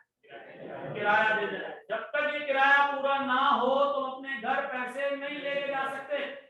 ऐसा अगर मैं दुकान लूं किराए में, कितना किराया? जैसे मैंने दुकान ली, मैं दुकान पे बैठा, एक मखसूस पार्टी के लोग आए, चमाड़ हमारी दुकान से निकाल दिया, जाओ घर पे बैठो। दुकान पूरे महीने बंद रही। कितने जूते बेचे?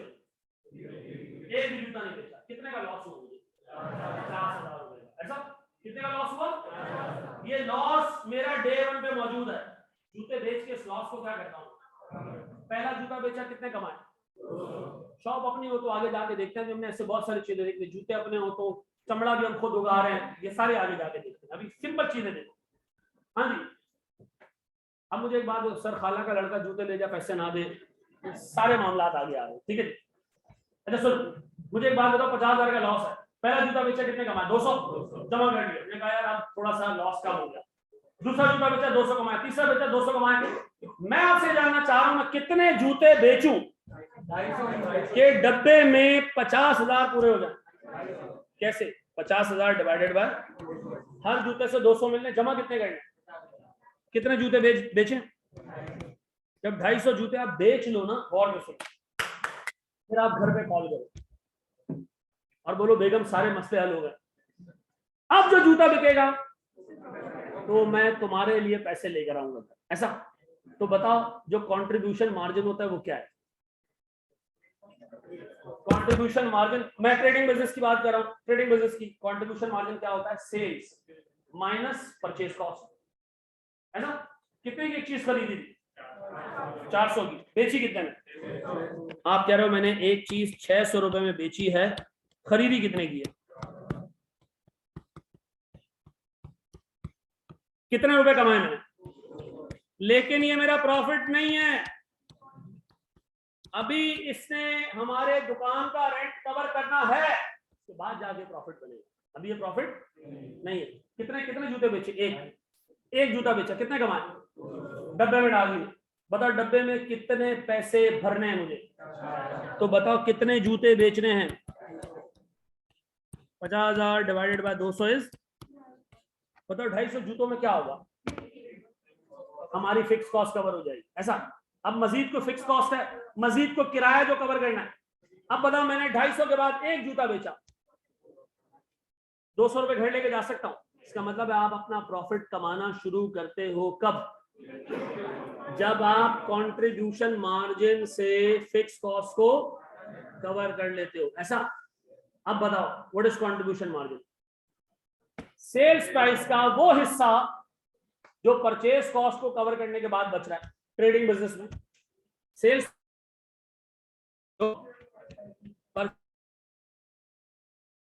इस 200 रुपए में कौन सी कॉस्ट कवर हो चुकी है, परचेज कॉस्ट। अभी इसने एक और चीज कवर करनी है, कौन सी, फिक्स कॉस्ट। फिक्स कॉस्ट कितने यूनिट पे हमारी कवर हो गई, अब बताओ अगर मैं इसको आसान अल्फाज में बोलना चाहूं तो कैसे बोल सकता हूं, कम से कम 250 जूते बेचने पड़ेंगे, दुकान का किराया कवर करने, इसके बाद हम इस काबिल होंगे कि हम घर पैसे भेज रहे हैं। आपको नहीं लगता है कॉलेज भी ऐसे सोचता होगा कि एक सब्जेक्ट में मिनिमम इतने बच्चे आने चाहिए कि हमारे कॉलेज का किराया, बिजली का किराया, ये सारी चीजें निकल जाए, इसके बाद हम घर पैसे ले जाए।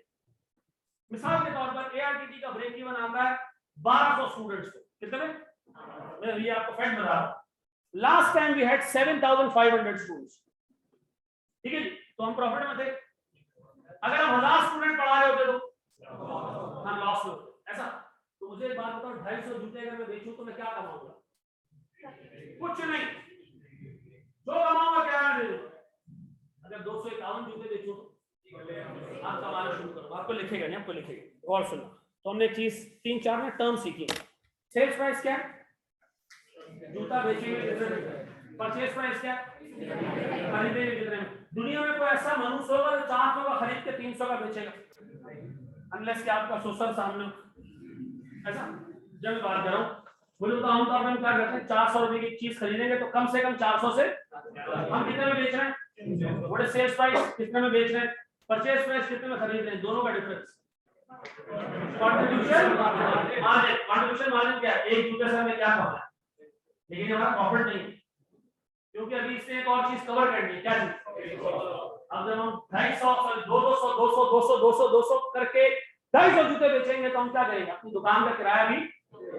अब सुनो सुनो सुनो सुनो, सीएम को जीपी बोलते हैं, मैं जो टेक्निकल टर्म्स मैं सिखा रहा हूं ना उसी तक मैं दूध रहा हूं, अभी बताऊंगा आगे के नहीं बोलते।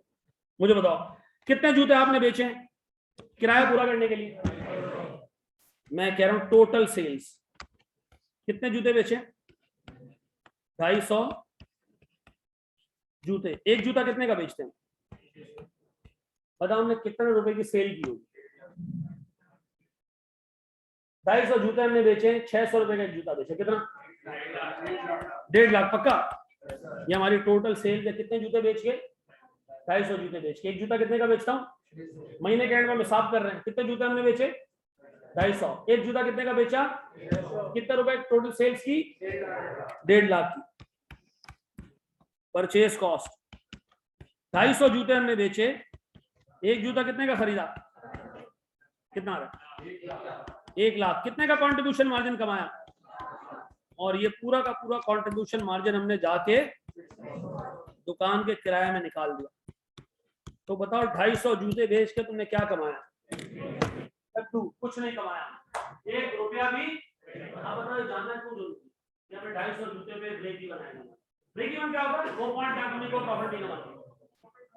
अब 250 जूते मालूम करके आपने क्या क्या मतलब आपने मालूम किया 250 जूते हैं क्या?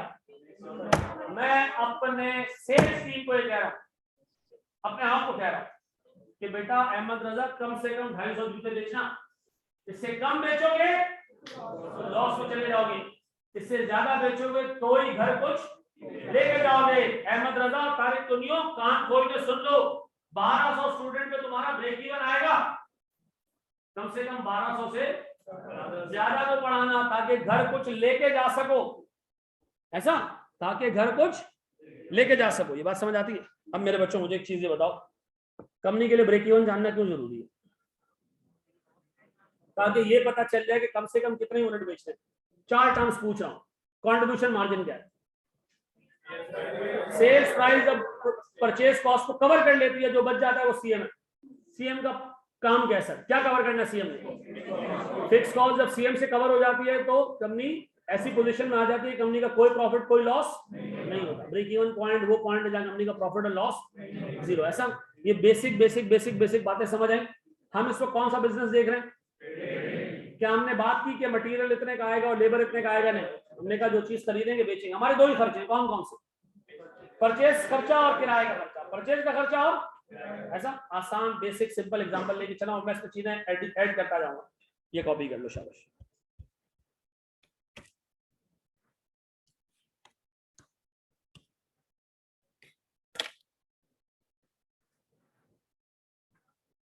हमारी क्लास है कितने बजे तक? 5:15 तक है। 5:15 तक ना?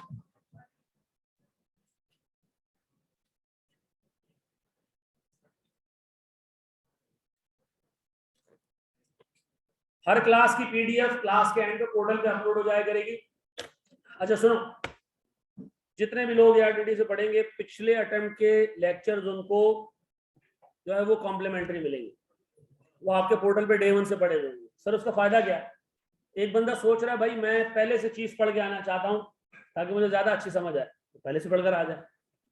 एक बंदा सोच रहा है मैं पहले पूरा कोर्स खत्म करूंगा, फिर हर एक की मर्जी है। क्योंकि लास्ट टाइम हमें बच्चे कहते थे यार सर आप ये लेक्चर जो पुराने बैच के ना वो डाल दें तो हम जल्दी से देख लिया करेंगे। इस बैच के लेक्चर भी पोर्टल पे आएंगे, पुराने बैच के भी पड़े होंगे। आपको जल्दी देखना है उससे देख लो, साथ साथ चलना, साथ साथ चलो। आप यकीन करें इतना अकोमोडेट करने के बाद भी एक मनूस आता है पुराने बैच का हटा दें। क्यों? मैं कंफ्यूज हो रहा हूं। तो मोहल्ले में तुम्हारे 10 घर हैं, अपने घर में घुसते हो ना, या वहां भी कंफ्यूज हो जाते हो? अजीब लोग हैं यार।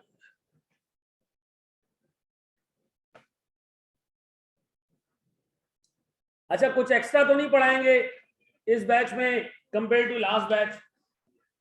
मेरे कभी भी 2 बैचेज एक जैसे नहीं होते। हमेशा मैं अगले बैच में पिछले को इम्प्रूव करता हूं।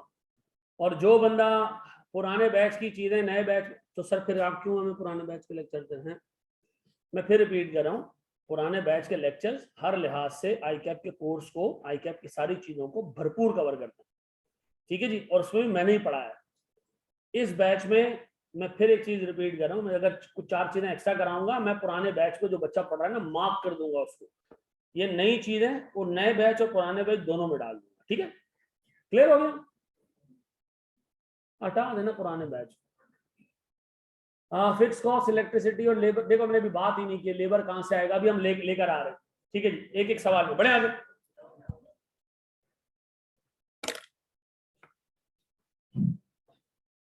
अभी सो रहा है, वेरी गुड। चलो जी मेरे बच्चों, सर वीक में कितनी क्लासेस होंगी दोबारा सुन लो, 2 घंटे से ज्यादा का ड्यूरेशन कभी भी क्लास का नहीं होगा, ठीक है जी। एंड में एक वर्कशॉप कराएंगे हम, लास्ट पूरा बैच मैंने 2 घंटे से ज्यादा क्लास ही नहीं ली, एंड में आके मैंने एक वर्कशॉप कराया, उसमें मैंने 3-3 घंटे की क्लासेस ली हैं, वो भी टोटल मिला के 5 क्लासेस ली हैं। अपार्ट फ्रॉम दैट रोज 2 घंटे की क्लास होगी। रोज का मतलब ये है कि अभी जैसे शुरू का टाइम है तो मैं वीक में 4 क्लासेस लूंगा, और थोड़ा सा आगे हम जाएंगे तो हम वीक में 5 क्लासेस कर देंगे।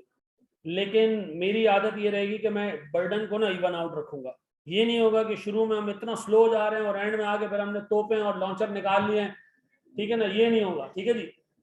कि शुरू में 2 किलोमीटर और बाद में 200 किलोमीटर, ये नहीं होगा, ठीक है जी। मैं इवन आउट रखूंगा ताकि आप लोग साथ साथ चलते रहें, ठीक है जी। टॉपिक कौन सा ही है, ये हमारा टॉपिक है सीवीपी एनालिसिस, जो तीसरा वाला ब्लॉक था ना उसका पहला टॉपिक है, ठीक है।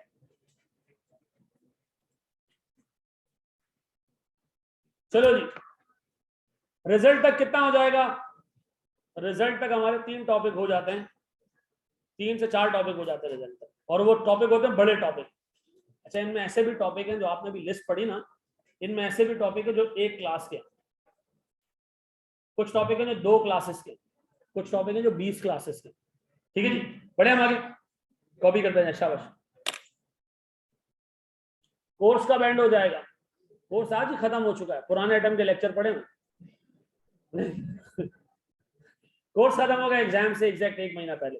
सर लास्ट अटेम्प्ट में आपने कब खत्म कर दिया था, लास्ट अटेम्प्ट में हमने वर्कशॉप भी उस 1 महीने पहले ही खत्म कर दी, ठीक है जी। लास्ट अटेम्प्ट में हमने कोर्स तो छोड़ो, कोर्स के बाद जो वर्कशॉप होती है वो भी 1 महीने पहले खत्म कर दी, ठीक है।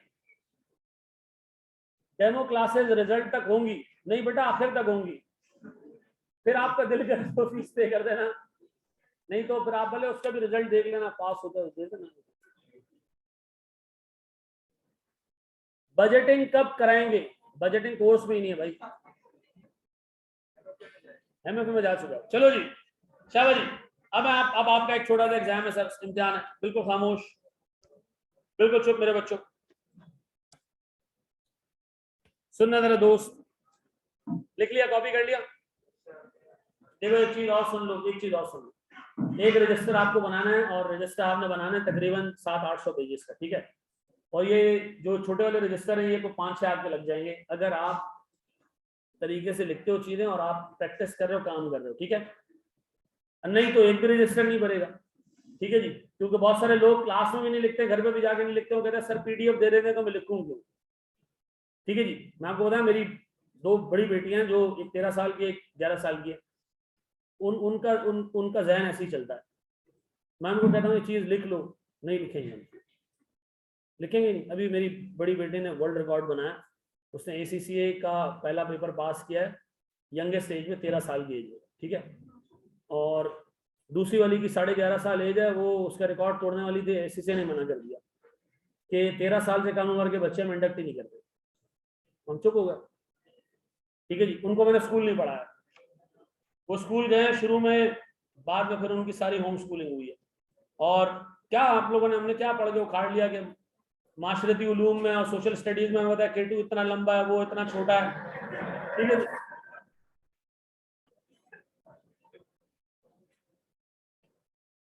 तो फायदा हुआ आज तक इसका, कायदे मुझे 14 नुकात, ठीक है जी। बंबई से सिंध को अलग किया जाए, सिंध से बंबई को अलग किया जाए, दोनों को एक दूसरे से अलग किया जाए, है? आज तक फायदा हुआ इसका। अच्छा सुनो सुनो, सुन लो मेरे बच्चों, यहां देख लो, मेरे हिसाब से ये जो हमारा टाइम टोटल होता है ना, ये जो क्लास 3 से लेके क्लास 10 तक, क्लास 8 तक आप कह लें, ये जो पूरे 5 साल होते हैं, ये स्कूल कमाता है, और उसकी कॉस्ट होती है आपका वो प्राइम टाइम जिसमें आपका दिमाग अच्छा चलता है, और आपको ये पढ़ाया जा रहा होता है कि 1973 का आइन भुट्टो ने दिया, ठीक है जी, भुट्टो ने फलां कौम को काफर करार दे दिया, ठीक है, फलां मुसलमानों के जमरे में आ गए, ठीक है, भुट्टो ने उसके बाद ये किया, फिर 73 के बाद कौन सा आइन आया था, पहले 56 का था, 56 के बाद 62 का आया, 62 के बाद ओ भाई बाढ़ में गया, ठीक है जी। वो एक बच्चे ने उसमें पेपर में लिख दिया कायदे के 14 नुकात में 73 का आइन नाफिज किया जाए, ठीक है जी। जो रट्टा लगा हुआ था, जो जहां मिक्स हुआ करा दिया, ठीक है जी। तो मेरे हिसाब से फजूल टाइम है। चले जी, अब गुजर चुका है तुम्हारा टाइम, अब छोड़ दो, अब यही पढ़ो। यहां देख लें सर, मुझे एक बात बताओ, एक चीज होती है सेलिंग कॉस्ट, इसके बारे में कोई बताएगा सेलिंग कॉस्ट क्या होती है? और तो सुनो, और मैं छोटी सी एग्जांपल देता हूं, सुनो। हमारे पास एक बंदे ने हमें कॉल की कि मैं एक शहर में बच्चों को गाइड करता हूं, ये मैं प्रैक्टिकल बात आपको बता रहा हूं। एक शहर है पंजाब का, उसने कहा मैं बच्चों को गाइड करता हूं, बच्चे मेरे पास आते हैं करियर काउंसलिंग के लिए, मैं आपकी तरफ रेफर कर दिया करूंगा। थैंक यू वेरी मच यार, आप सबसे अच्छा सीए का कॉलेज चला रहे हैं। मैंने कहा थैंक यू वेरी मच। उसने कहा हम आपकी तरफ रेफर कर देंगे। मैंने कहा थैंक यू वेरी मच। उसने कहा सर मैं आपसे एक बच्चे के 5,000 रुपये लूंगा। मैंने कहा ये किस खाते में? उसने कहा आपको बच्चा रेफर करके दे रहा हूँ। मेरी मिसाल एक सेल्समैन की है। मैंने कहा यार यहाँ मुझे थोड़ा सा एतराज है। उसने कहा 5,000 ज्यादा, तो 3,000 दे दो। मैंने कहा नहीं, 3,000 का मसला नहीं है, मसला ये है जिस बच्चे को आप रेफर करेंगे आप उसके लिए 10 झूठ भी बोलेंगे, ठीक है ना। वो बच्चा यहाँ आएगा, उसको वो चीज नहीं मिलेगी, वो आपको थोड़ी गालियां देगा। आप उसको कह रहे हो कंफर्म पास करा देगा, और मैं बोल रहा हूँ ना पास करा देगा, और यहाँ फेल हो गया तो वो एक लानत उसको आपके मुंह पे देनी चाहिए। वो कहाँ दे रहा होगा? हमें दे रहा होगा तो नहीं चाहिए हमें। दुकान पे बिना एक बंदा होता है सेल्समैन, वो क्या करता है? घेर रहा होता है लोगों को। ये घेर रहा जो होता है, इसको आप तनख्वाह देते हो या बाज़ औक़ात आप उसको कमीशन देते हो। अब जरा गौर से सुनना, हमारी जूतों की दुकान है, हम एक जूता बेचने कितने में? 600 रुपए में। परचेज कितने में करते हैं? 400 रुपए में। हमने एक बंदा रखा है, सेल्समैन है हमारा, उसने कहा हर जूता बेचूंगा, यकीन करो ऐसा बेचूंगा, आपकी सोच है, और मैं आपसे चार्ज करूंगा 50 रुपए। कितने? 50 रुपए। दुकान का रेंट है 60,000 रुपए। बताओ कंपनी को कितने जूते बेचने हैं ब्रेक इवन के लिए? शाबाश। कितने जूते बेचने? शाबाश जी, कितने? 400। करो करो, खुद से सॉल्व करो। अच्छा यार, मेरे पास यहाँ कोई 12-13 कैलकुलेटर पड़े हुए बच जाते हैं लोगों से। कितनों के पास नहीं है कैलकुलेटर तो मैं दे दूं उनको? 5, 6, 7, तुम लोग सबकी शक्लों पे लानत, या कोई कैलकुलेटर नहीं है। जब मैं सिर्फ चेक करना चाहता है कि कैलकुलेटर कितने लोग नहीं लाए। कॉस्टिंग की क्लास है यार, कैलकुलेटर नहीं लाया यार। चलो करो इसको, शाबाश। तो वापस आ जाओ, वापस आ जाओ, वापस आ जाओ। कितने? 400। चेक कर दे, चेक कर दे, चेक कर दे। सर 60,000 मेरे पास रेंट है, ठीक है जी। और सुनना, बताओ मेरे एक यूनिट का कंट्रीब्यूशन मार्जिन कितना है?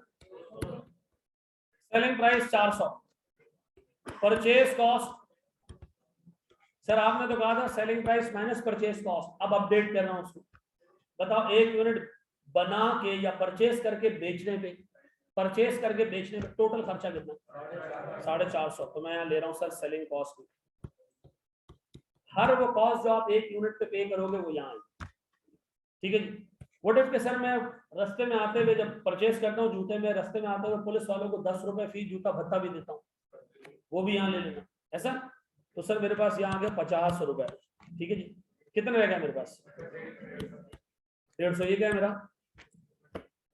Contribution margin. अब बताओ मैंने कितने रुपए की फिक्स कॉस्ट कवर करनी है? डिवाइडेड बाय 150 कितने? अच्छा इसको कोई एक्सप्लेन करेगा 400 है क्या? इतने जूते बेचोगे तो घर कुछ भी लेके नहीं जाओगे। प्रूफ करें इसको। कितने जूते बेचूंगा तो घर कुछ नहीं लेके जाऊंगा? एक जूता कितने का बेच रहे हैं? 400 यूनिट्स। यूनिट कह दूं? यूनिट क्या होता है? यस ना, जो चीज भी तुम बेच रहे हो उसका एक पीस यूनिट है। मोबाइल बेचने वाले के लिए एक मोबाइल क्या यूनिट है? ये माउस बेचने वाले के लिए एक माउस क्या यूनिट है? पेन बेचने वाले के लिए एक पेन क्या यूनिट है? तो यहाँ एक पेयर ऑफ शूज क्या हमारे लिए यूनिट है जी। कितने? 600 कितना आ रही है? 2,40,000 रुपए की सेल हुई है मेरे प्यारे बच्चों। परचेस कॉस्ट कितने की है? 400 यूनिट मल्टीप्लाई बाय 400 रुपए कितने? 1,60,000। फिर कमीशन, कमीशन 400 जूते इंटू 50 कितना? 20,000। फिर मेरे बच्चों कंट्रीब्यूशन मार्जिन कितना? 60,000। बताओ कवर क्या करना है हमने? कितने? क्या बचा हमारे पास? कोई प्रॉफिट नहीं बचा। 400 जूते बेचने पे आपने कद्दू कुछ नहीं कमाया, ऐसा? ये बात समझ आती है? सर बड़े एक स्टेप आगे, ये कॉपी कर लें। अच्छा मैं हर सवाल में ना एक चीज ऐड करता जाऊंगा, ठीक है जी? जी मेरा बच्चा, तो फिक्स कॉस्ट में डाल दो, फिक्स कॉस्ट।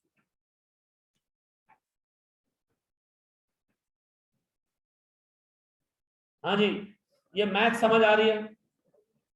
अच्छा एक बात बताओ, ये कोई भी बंदा, मैंने आपको कहा था ना ओरिएंटेशन में भी कि जो मेमन कौम है उसके लिए ये सब्जेक्ट पढ़ना बहुत आसान है। तो माशाल्लाह अल्लाह ताला ने उनको एक बिजनेस सेंस पहले से दिया है, ठीक है जी? हम लोग को बहुत लेट समझ आती है, हैं?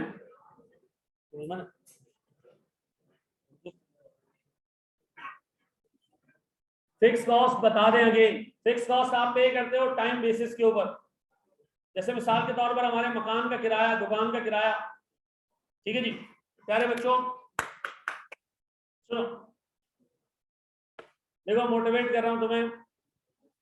अभी रिसेंटली आई कैप में जो लास्ट रिजल्ट आया उसमें तकरीबन कोई 240 के करीब लोग क्वालिफाई हुए हैं अभी लास्ट बैच में, और इसी 6 महीनों में पाकिस्तान से तकरीबन 450 क्वालिफाइड चार्टर्ड अकाउंटेंट्स पाकिस्तान से बाहर गए, ठीक है? जिनमें कुछ क्वालिफाइड थे कुछ नहीं थे। जो क्वालिफाइड थे वो यूके गए, और मैं आपको बता रहा हूँ आने वाले 10 सालों में, अगर आप अपने करियर को तरीके से लेके चले ना, तो और फर्म, बड़ी फर्म से आपके आर्टिकल, आज आपको बता रहा हूँ आपके कंट्रोल में चीजें, बड़ी फर्म से आर्टिकल के लिए जरूरी है कि आप स्ट्रेट पास हो, फेल नहीं हुए हो, ठीक है? एक आध फेलियर तो समझ आता है, एक आध 6 महीने का ज़या समझ आता है, लेकिन आप फेल नहीं हुए। आप पहुंच जाए सर थ्रू आउट, मैं आपको ऑनेस्टली बताऊं, सिफारिश लगती है फॉर्म में जाने में उन लोगों के लिए जिन्होंने देर से पास किया हो। फर्स्ट अटेम्प्ट जाते हैं वो चले जाते हैं फॉर्म, इवेंचुअली बड़ी फॉर्म में चले जाते हैं। वंस आप लैंड हो गए बड़ी फॉर्म के अंदर ना, मैं आपको बाखुदा कसम खा के बता सकता हूं कि वो आपके करियर पे इतना बड़ा प्लस पॉइंट ऐड होगा।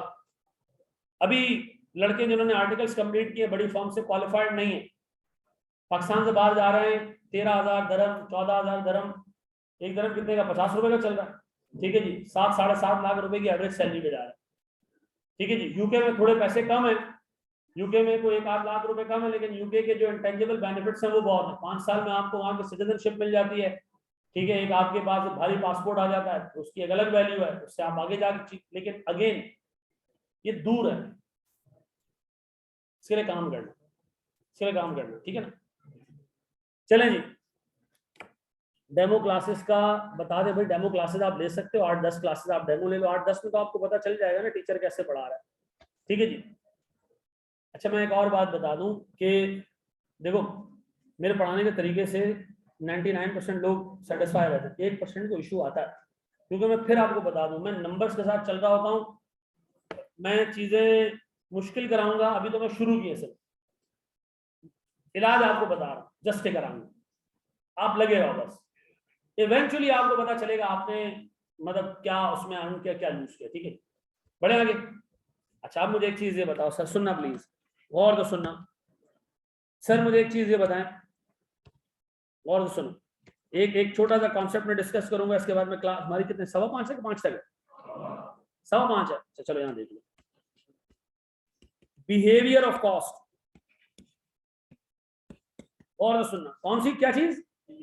Behaviour of cost. और तो सुनना मेरे बच्चों, और तो सुनना, अभी मैं मैन्युफैक्चरिंग कंपनी की बात ही नहीं कर रहा, किसकी बात कर रहा हूं? Sir trading company. मेरे बच्चों सुनो, बिहेवियर ऑफ कॉस्ट क्या है? सर आपने भी एक चीज पढ़ी, परचेस कॉस्ट। अगर मैं एक भी जूता ना खरीदूं तो मेरी कॉस्ट क्या होगी? 0 होगी ना भाई, 0 होगी। ऐसा अगर मैं 100 जूते खरीदूं, एक जूता 400 का है, तो कॉस्ट कितनी हो जाएगी? 4000।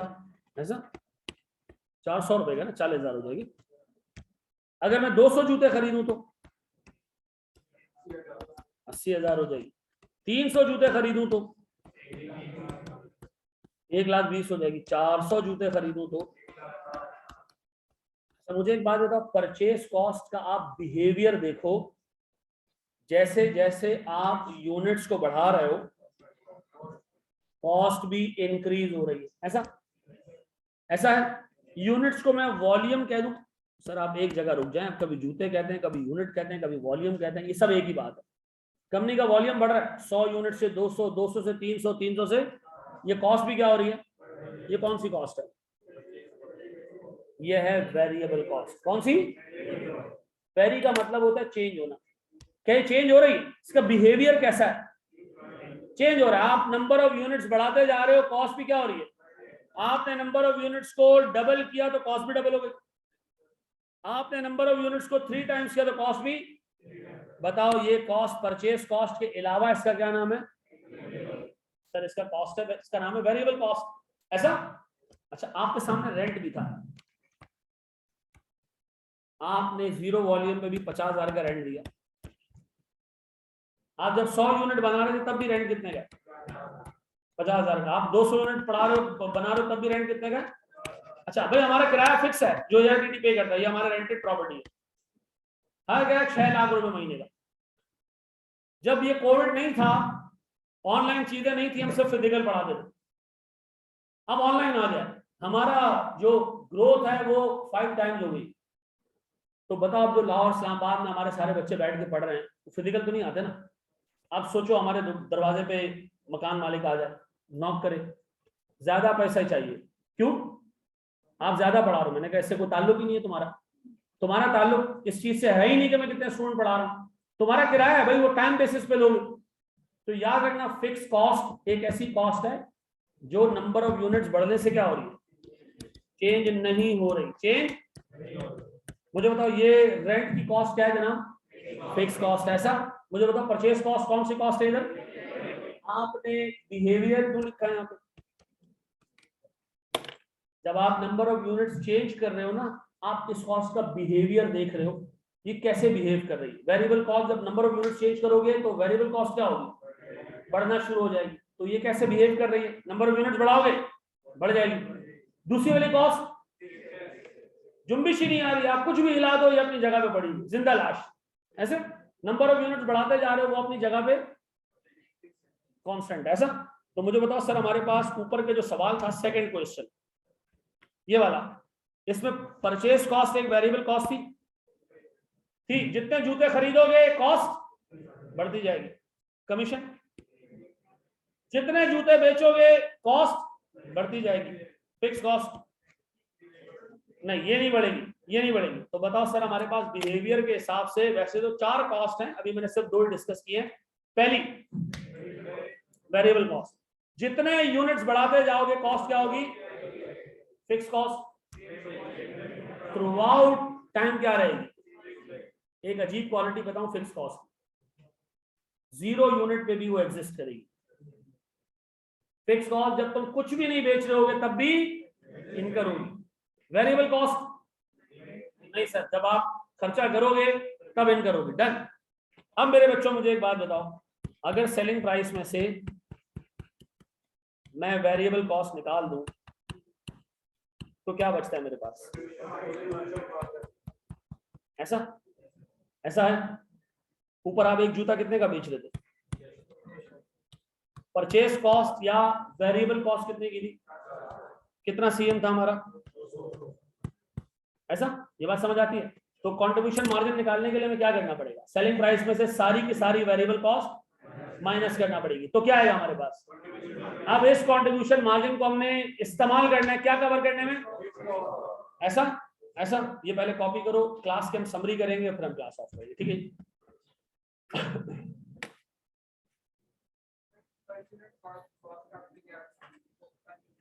पर यूनिट कॉस्ट है ना, एक यूनिट की कॉस्ट कितनी? 400 ना, ये ऊपर जो आ रहे हैं नंबर ऑफ यूनिट्स हैं। चलो मेरे बच्चों शाबाश।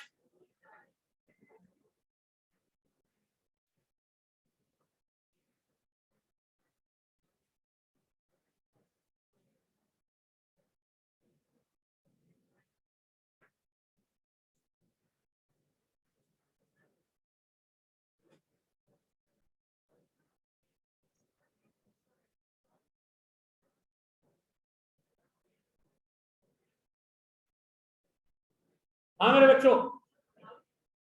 डिस्कस करें। अच्छा एक बच्चे का सवाल है और ये सवाल बाद में आपके भी जहन में आएगा, ये पूछ रहे जी। देखो कंट्रीब्यूशन मार्जिन क्या है, एक जूता तुम बेच रहे हो 600 रुपए, ठीक है जी, उस जूते को खरीदने पे और बेचने पे एक जूते क्या खर्चा है? खरीदने का खर्चा है कितने का? 400 रुपए का। बेचने में कमीशन कितना दिया? 50। इसका मतलब एक जूता हमने खरीदा 400 का, बेचा कितने में? बेचने में खर्चा कितना है? 50। तो टोटल खर्चा कितना है? 450। बेचा कितने? 600 रुपए। कस्टमर से मिले, हमने पहला काम क्या किया?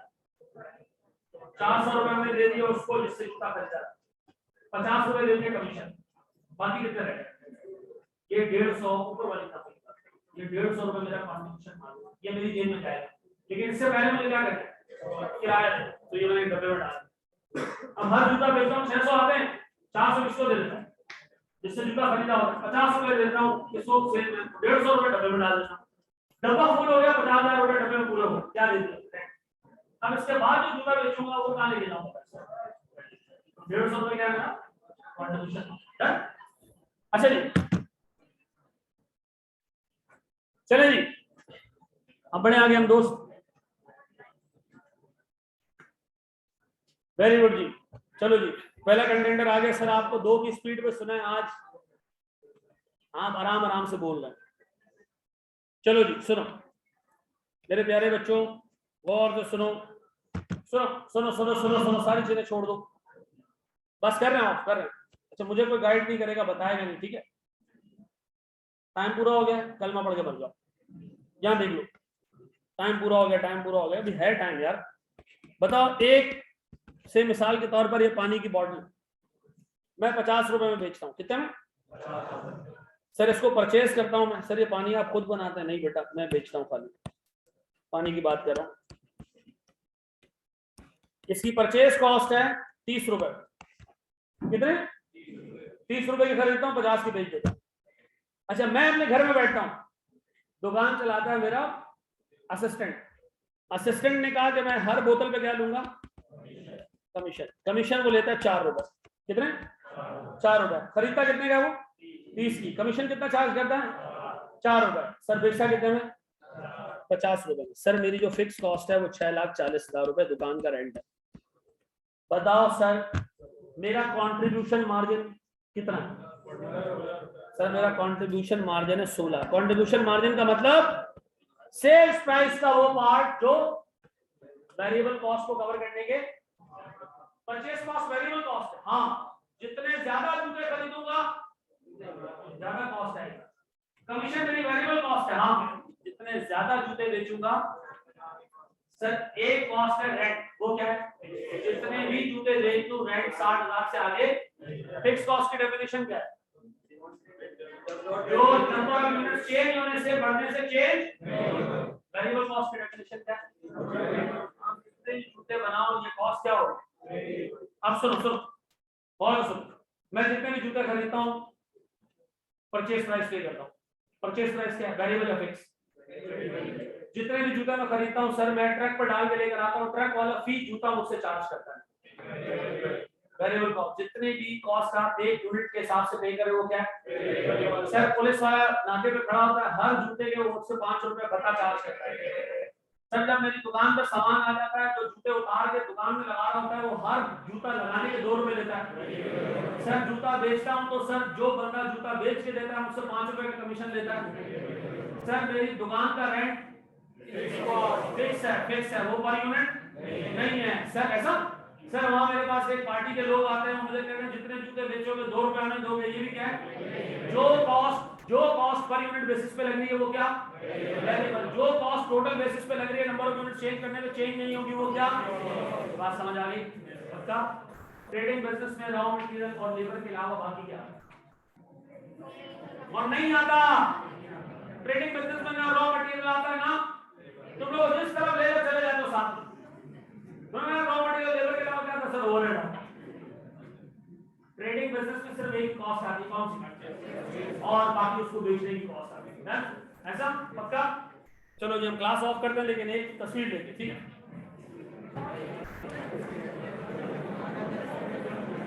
वीक में 4